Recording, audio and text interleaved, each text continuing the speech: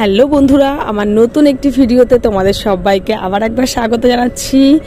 দেখো, আমি কিন্তু রাত্রেবেলা পড়তে বসেছি। কেন পড়তে বসেছি সেটাও বলবো, কারণ আমি প্রতিদিন সকালে ঘুম থেকে উঠেই আমি একটা পড়া নিই যে এই আজকে সারা দিনের মধ্যে আমার এই পড়াটা কমপ্লিট করতে হবে। যখন আমি সেই পড়াটা কমপ্লিট করতে পারি না, সেটা যত রাতই হোক না কেন, যদি ডিউটি না থাকে, আমি রাত্রেবেলার মধ্যে 12টার মধ্যে সেই পড়াগুলো কমপ্লিট করার চেষ্টা করি। তোমরা দেখতেই পাচ্ছ ঘড়িতে এখন 11টা 12 বাজছে, তার মানে 12টা বাজতে কিন্তু আর বেশিক্ষণ বাকি নেই, কিন্তু তার মধ্যে আমার পুরো পড়াটাকে কমপ্লিট করতে হবে।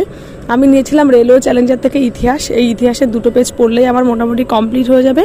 তার জন্য আমি ঝটপট সময় নষ্ট না করেই পড়তে বসেছিলাম রেলওয়ে চ্যালেঞ্জার বইটা নিয়ে।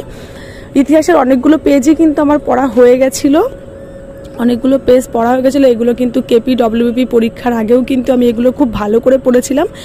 আর ওই জন্য ওর পাশাপাশি তাছাড়া আমি নিয়েছি ভূগোল বইটা। এটা ক্লাস 10-এর ভূগোল বই। এটা আমার বাড়িতেই ছিল, আমি বাড়ি থেকে নিয়ে এসেছি। আর ভূগোল বইয়ের প্রথমে যে ভূমিরূপের যে পর্বতটা রয়েছে সেটা আমি পড়বো, ওটা আমি ভালো করে মার্ক করে রেখে দিয়েছি।